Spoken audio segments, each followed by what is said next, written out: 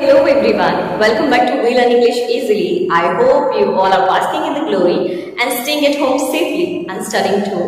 So as you all know that we have been talking about or we have been learning about pronouns and its types. Okay? और हमारे पिछले videos में हमने pronoun के कुछ types के बारे में भी डिस्कस किया है.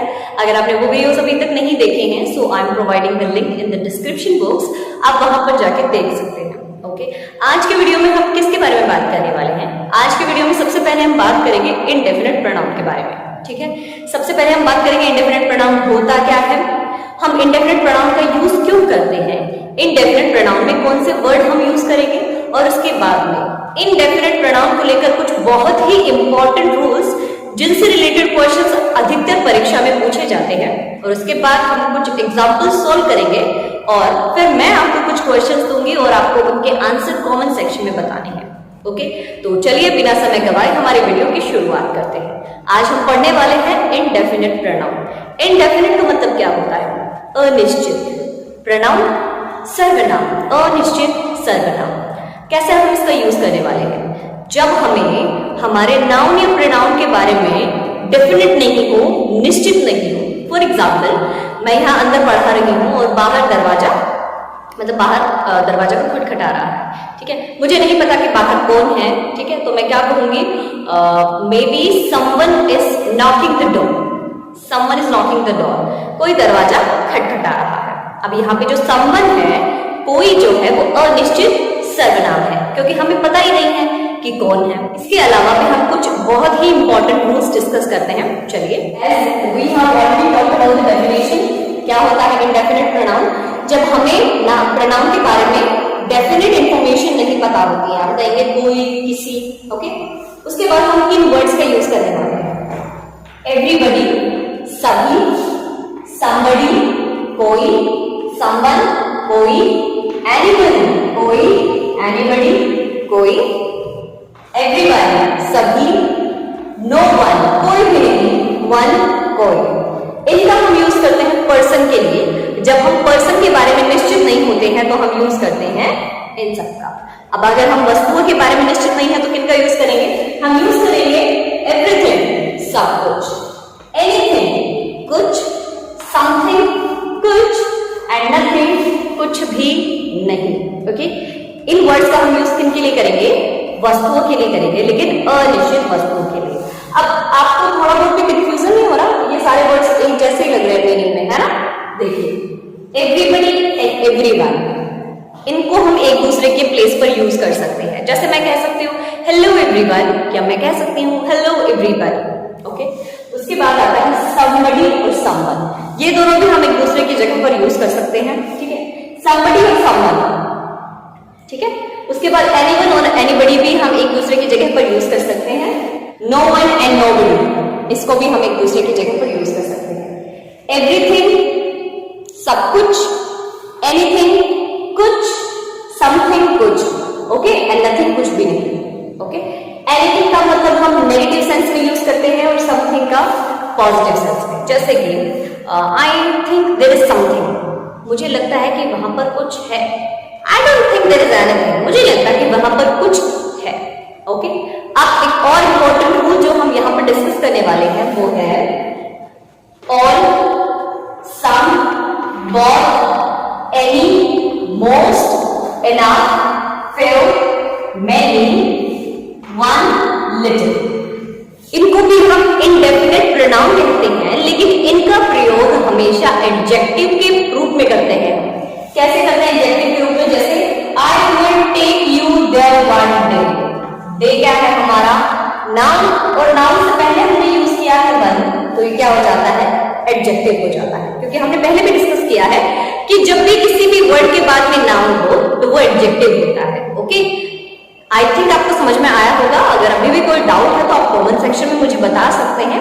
अब हम कुछ बहुत ही इंपॉर्टेंट रूल्स डिस्कस करने वाले हैं. कहीं भी नहीं जाना है और ना ही वीडियो को स्किप करना है. Okay students, and now will talk about the important rules. What is our first rule? Question में जब भी आपको everybody, somebody, someone, anybody, anyone, nobody, no one दिखे तो आपको हमेशा सिंगुलर प्रोनाउन और सिंगुलर वर्ब का यूज करना है. ओके, सो यहाँ पर आएगा प्रोनाउन. आपको सिंगुलर प्रोनाउन और सिंगुलर वर्ब का ही यूज करना है। फॉर एग्जाम्पल एवरीबडी, अब एवरीबडी मतलब सभी होना तो चाहिए प्लूरल, लेकिन हमने यहाँ पे सिंगुलर हेल्पिंग वर्ब का यूज किया है और साथ ही में यहाँ पे हमने सिंगुलर प्रोनाउन का यूज किया है। Okay, so this thing you have to keep in mind. Okay, क्या याद रखना है, जब भी आपको क्वेश्चन में everybody, somebody, someone, anybody, anyone, nobody, no one दिखे तो आपको हमेशा सिंगुलर प्रोनाउन और सिंगुलर वर्ब का ही यूज करना है। Okay, what is the next rule, अगर आपको क्वेश्चन टैग, आपको क्वेश्चन में क्वेश्चन टैग दिया जाए तो आप वहां पर सिंगुलर प्रोनाउन का यूज ना करके प्लूरल प्रोनाउन दे का यूज करेंगे। जैसे कि यहाँ पर हमने लिखा है everyone can be intelligent, everyone can be intelligent, हर कोई इंटेलिजेंट नहीं हो सकता। तो रूल हमारा क्या कहता है कि हमें एवरीवन एवरीबडी के साथ सिंगुलर प्रोनाउन और सिंगुलर वर्ब का ही यूज करना है। लेकिन अगर क्वेश्चन टैग है, ये रहा हमारा क्वेश्चन टैग, तो हमें दे का यूज करना है, ना कि ही का। ओके, आई होप आपको समझ में आया होगा। What is the next rule, जब भी आपको क्वेश्चन में एवरीथिंग, समथिंग, एनीथिंग और नथिंग दिखे तो आप वहां पर सिंगुलर वर्ब का यूज करेंगे और साथ ही में सिंगुलर प्रोनाउन इट, इट्स और इटसेल्फ का यूज करेंगे। For example everything has its own limitation, it's singular है और वर्ब भी सिंगुलर है, लेकिन अगर आपको क्वेश्चन टैग दिख जाए तो आप वहां पर भी सिंगुलर इट का ही यूज करेंगे, ना कि प्लूरल दे का। जैसे कि एग्जांपल है everything is bright and beautiful, is that it, हमने क्या यूज किया है, इट, ना कि they. Okay students, what is the next rule, rule is अगर सम तथा इससे बने प्रोनाउन जैसे समवन, समबडी, तो आप इनका यूज हम किस सेंस में करते हैं, अफर्मेटिव सेंस में, पॉजिटिव सेंस में यूज करते हैं। लेकिन वही अगर हम बात करें एनी या एनी से बने प्रोनाउन, एनी से बने प्रोनाउन जैसे कि एनीवन, एनीथिंग, ओके, एनीबडी, तो इनका यूज हम नेगेटिव सेंस में करते हैं। Okay, for example he has got some mangoes, इसका मतलब वो कुछ आम लाया है, पॉजिटिव सेंस हमें यूज करनी है। Next he has got any mangoes, कोई आम नहीं लाया है। Okay, so this is the difference between some and the pronoun made out of some and any and the pronoun made out of any. Okay, what is next rule, one का प्रयोग हो तो one, once और oneself का प्रयोग करते हैं। जैसे कि one should do one's duty, ना कि one should do his or her duty। Okay, क्या ध्यान में रखना है, अगर सब्जेक्ट में वन है तो इससे ही रिलेटेड हम चाहे वो रिफ्लेक्सिव प्रोनाउन हो चाहे वो पॉजेसिव प्रोनाउन को यूज करेंगे, जैसे वन, वंस।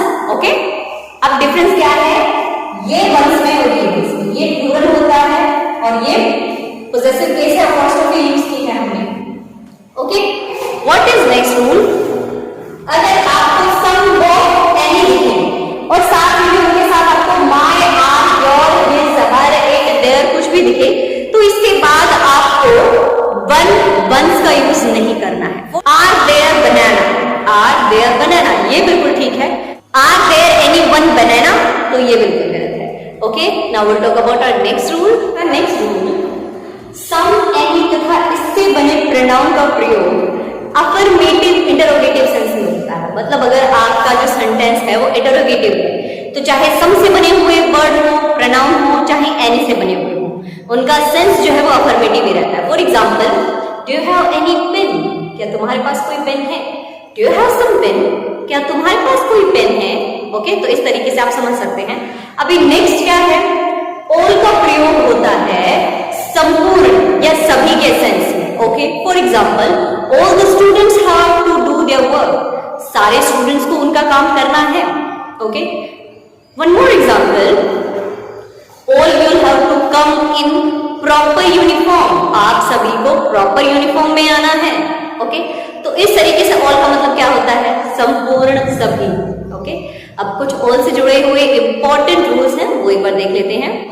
नेक्स्ट है, ऑल के साथ अगर प्लूरल काउंटेबल नाउन है, ओके, ऑल के साथ अगर प्लूरल काउंटेबल नाउन है तो हम प्लूरल वर्ब का यूज करेंगे। जैसे all the boys were dressed properly, all the boys were dressed properly, boys है, boys के साथ हमने क्या यूज किया है, फिर प्लूरल वर्ब का यूज किया है। नेक्स्ट है, अगर सेंटेंस में सिंगुलर अनकाउंटेबल नाउन है, वैसे भी सिंगुलर कोई फर्क नहीं पड़ता। अगर अनकाउंटेबल नाउन है सो उसके लिए हमें क्या यूज करना है, हमें यूज करनी है singular verb. For example, all the milk was sold, all the milk was sold. Next है आपके पास ऑल का प्रयोग इंटायरली, टोटली या क्वाइट के अर्थ में एडवर्ब के रूप में होता है। किसके रूप में होता है? एडवर्ब के रूप में। जैसे कि they were dressed all in white, वे पूर्ण रूप से सफेद कपड़ों में ड्रेस थे, मतलब उन्होंने क्या पहन रखे थे? पूरे तरीके से व्हाइट ड्रेस पहन रखी थी। ओके,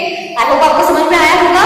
अब कुछ और इंपॉर्टेंट रूल्स हैं जिनके बारे में हम यहाँ पे डिस्कस कर लेते हैं। नेक्स्ट रूल, सम का प्रयोग भी थोड़ा या कुछ के सेंस में होता है। ओके, अब नेक्स्ट ये रूल है, सेम जैसे हमने ऑल का याद किया था, अगर सम के साथ प्लूरल काउंटेबल नाउन है तो आप प्लूरल का वर्ब यूज करेंगे, प्लूरल वर्ब का। और अगर सम के साथ अनकाउंटेबल नाउन का यूज होता है तो आप सिंगुलर वर्ब का यूज करेंगे। ओके, नेक्स्ट रूल क्या है? एनी का मतलब क्या होता है?